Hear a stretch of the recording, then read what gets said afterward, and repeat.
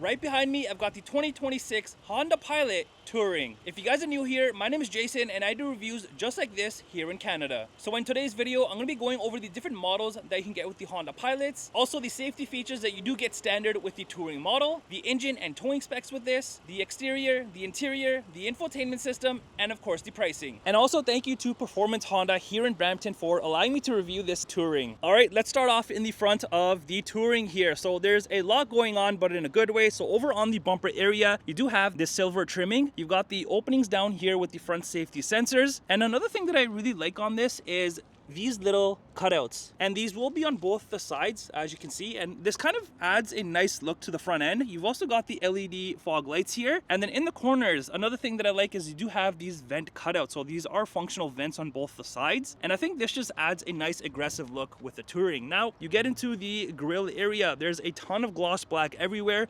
You do have the Honda badge obviously in the center, a front facing camera with a washer. And then I do like how you have the chrome piece up here that goes into these nice looking LED front lights. And as you can see, these definitely stand out with the Pilots and give this vehicle a nice character. So if I step back, you can see everything tied together definitely looks sharp. Now, as for what powers the Touring, this does have the 3.5 liter V6 engine, which makes 285 horsepower and 262 pound-foot of torque. And towing wise, you can tow about 5,000 pounds. And fuel economy, you're looking at about 12.7 liters in the city and about 9.4 liters on the highway. Now, coming around to the side of the Touring here, the Pilots are a 3-row SUV if you are not familiar with these, but you do have the nice body lines. And if you look up top, you do have the dual pane panoramic sunroof, which I love. And up top here, you do have the roof rails in gloss black. And even around the windows, you have the gloss black here and then more of the chrome along the bottom. The door handles do come body color, and same thing for the side mirrors. So the top half is body color, the bottom is black plastic.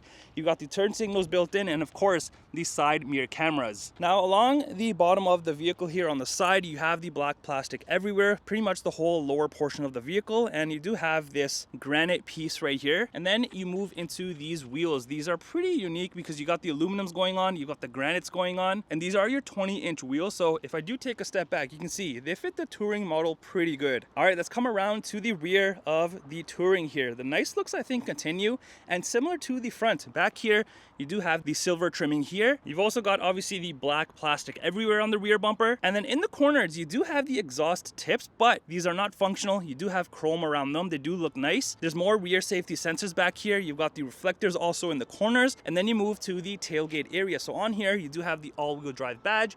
You've got the massive Pilot letters right here and kind of like this nice gray color. And then of course the Touring badge. And even where it says Pilot, you do have the nice gloss black bar that goes into these cool looking LED rear tail lights that definitely stand out. In my opinion, I think the rear lights look a little bit better than the front, but you let me know in the comments down below. And also up here, you do have obviously the Honda badge and a rear camera with a washer as well. And then up by the glass area here, you do have like this built-in spoiler with the gloss black and then your brake light. Now let's go ahead and open up the tailgate and see how much space we are working with. So this is a power opening lift gate obviously, and once all of the rows are up, as you can see like right now, you have a good amount of space back here for all of your things. And I also like how you do have like this little cubby area on the side and a tiny bit of space over here as well. Now if I go ahead and lift up the carpet area here, you have this pretty decently sized tub in here. You got space on the side here and on this side. So I think space wise, you're pretty good in this. Also back here, you do have a speaker on this side. And then over here, you do have your tailgate button for the walkaway and then the 12-volt outlet. And also you see these strings here. This is to obviously fold down the third row, but you can also recline these seats quite a bit. All right, let's check out the interior on the Touring here because it is pretty unique. So opening up the door here, you do have an all black interior, but with bits and pieces that do stand out. So down here, you do have some space. You've got a speaker right here. You got your cup holders here, more space here, what you have usually on any vehicle. You got soft touch material with the contrast stitching, but then you have like this suede material here, which definitely stands out. You even got the soft touch here, more contrast stitching. Up here, you do have the plastic, and then this beautiful, beautiful trimming that you're gonna notice all throughout the interior with some aluminum trimming, another little speaker here, and then you can't forget about your hater blockers. All right, let's check out the interior. So the second row, you do have a bench seat. Now I'm gonna start off in the third row and show you how to get back there, the leg room, the headroom, and what else you get back there. So to enter into the third row, it's very easy. There's a little button right here. If I press this, the seat just moves forward by itself, which is pretty cool. So back here, It's an all black interior everywhere. And then you have the contrast stitching even on the back here on the seat. You do have the nice suede material with the cool looking stitching. And now let me jump back here and show you the legroom and the headroom. All right, once I'm inside, I think this seat is pretty good where it's at because I still have a good amount of legroom. I don't feel too crammed or anything. And in terms of the headroom wise, I have a ton of space, as you can see, because this whole thing does go into the roof here.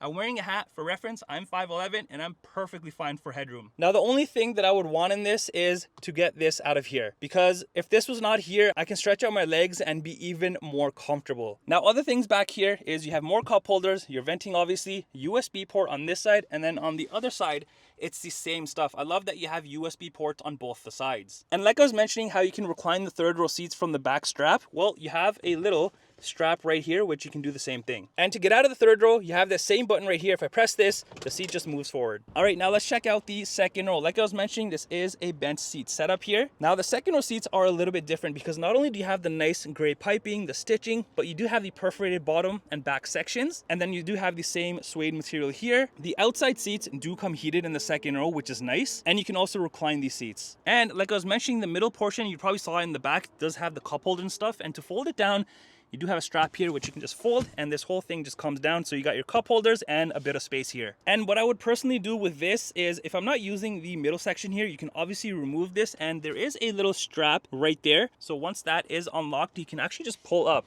the whole seat just like this and remove it. And I think this would work perfect because not only do you have access through here to get to the third row, but if you're in the third row, you can also stretch your legs out. And also down here, you have this little lever which you can move these seats forward and backwards. Now let me jump into the second row and show you the legroom and the headroom. All right, entering into the second row, legroom wise, I am pretty happy. I'm sure this seat can be adjusted, but still, I have a good amount of legroom back here. Now in terms of the headroom, just like the third row, I have tons and tons of room. No issues at all in the third row and in the second row. Now behind the driver and the passenger seat, what I really like is that you do have soft touch everywhere. There's no plastic, and you also have space up here and down here, which is going to be on both of the seats. Now over on the rear console area, you have obviously your venting, you've got the rear second row heated seat buttons, the climate control section, 115 volt plug here, and USB ports. All right, let's check out the front and see if anything is different compared to the rear. You don't really have anything different up here other than, of course, your usual window controls, side mirror controls, and then the driver memory seat controls. Now as for the front seats here, these are identical to the second row in terms of all the piping, stitching, perforated sections, the suede sections, but up here the front seats do come heated and ventilated, which is nice. And then over on the side here, you do have your power seat adjustments, and then on the corner here, hidden away, you do have your hood latch release there, and then coming up here, you do have your trunk release, the heated wiper button, and then even around the venting, you do have the nice gloss black. And then as for the steering wheel, this does come manual adjustable. All right, entering inside the Touring, your dashboard is covered in hard soft material, and then you do have the plastic all along the windshield there. Now you do have a speaker on the pillar here, and you do have the Bose sound system in this. You got a speaker in the center and another one on the other pillar. And one thing that this does have is my favorite thing, which is the heads-up display. And then moving to the cluster area, this is a fully digital cluster, almost, because the corners here really don't count. It's just the middle screen here. And this is a 10.2-inch cluster area. And on here, you can view a ton of different vehicle information. And to see everything, you have this little scroll wheel. So if I just keep scrolling down, as you can see, it has a ton of information up here.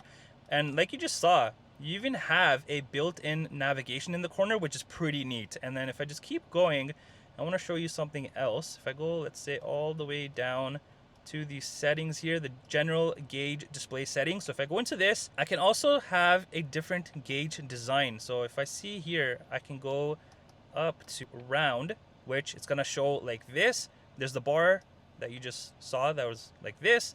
There's also the round minimal. So that's what that looks like. And then if I go back to the bar minimal, that's what that looks like. And let's head back. The last one is just minimal.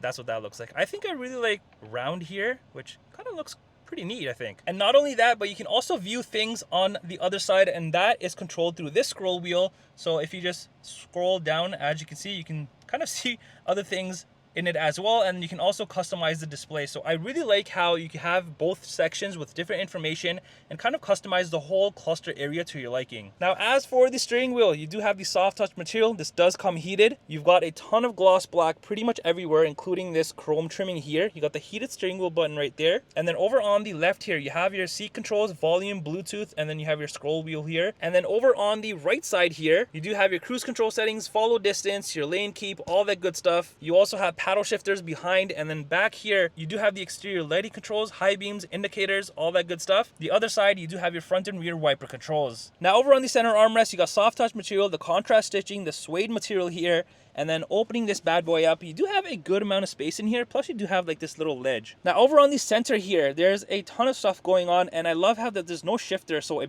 bunch of room opens up. First off, you got your cup holders with chrome trimming around that, and then this beautiful trimming that you saw on the doors. Over here, you do have a few controls. You got your different drive modes, so if I just go down, let me show you what you get in this. So you got sport, you got normal, eco, snow, trail, sand, and tow. And then you also have your auto start stop, hill descent control, electronic parking brake, brake hold, and then here is what your shifter looks like. It's just buttons. It does get some time getting used to, but once you do, it's pretty simple. There's also gloss black around this whole section. You got a ton of space here, which is also your wireless phone charger. You got a tiny bit of room here, USB ports, a 12-volt outlet, and then moving up here, you have all your heating and cooling temperature controls, including the rear as well, and of course your vented seats and heated seats. And then you get into your touchscreen here. I really like the way that this is laid out, and it's very, very easy to use and very responsive. And this is a 12.3-inch touchscreen. I also like how you have like a little mini screen off to the right. So here's what the main section looks like. So you have 3 separate pages to go through. So let's go to the first page here. You got Google Maps. Let me click into it. You see how fast that loaded up, and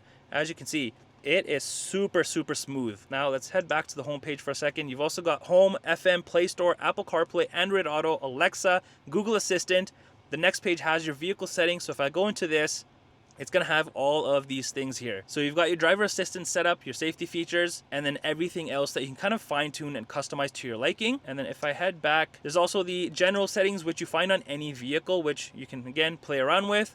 Heading back again, there's also the profile settings, Bluetooth, trip computer, USB, AM, system updates, and then the last page has your Wi-Fi hotspot, cabin talk, which you can talk to the people in the back. There's also the clock, Honda Link, compass, display mode, all apps, and then you have your multi-view camera system in this. So here's what the front camera looks like once it's displayed, and you obviously have a top bird's eye view. Right here are the side cameras, so that's what they look like. And if I go ahead and put this bad boy into reverse, well, there is the reverse camera. And then here, you kind of get like this wider view of the rear. As you can see, here's like a narrower, squished fishbowl look. And then you get the wider view as well. And then as for the little screen here, I can swipe through a few things there as well. Now moving up here, right under your rear view mirror camera, you do have the on-off button, which is gonna be for the dimmable mirror. You've also got the garage controls here. And then moving up here, if I just open this up, here is where you put your sunglasses, and also you can see people in the back. And then you've also got the sunroof controls, sunshade control, SOS, and then the interior lights. Here is the key fob for the Touring. It's your usual Honda key. All right, let's come around to the passenger side and let me show you the dashboard because it's pretty cool.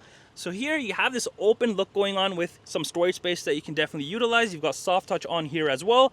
And then just your usual glove compartment space. And here are the different models that you can get with the Honda Pilots. And here are the safety features that do come standard with the Touring model. Now there's no window sticker for this Touring, but if you go on Honda's website and build it out exactly like this in white, you're looking at about $77,625 Canadian, but that's what it comes out to roughly. Well, that does it for the review on this 2026 Honda Pilot Touring. Let me know in the comments down below, what do you think of this?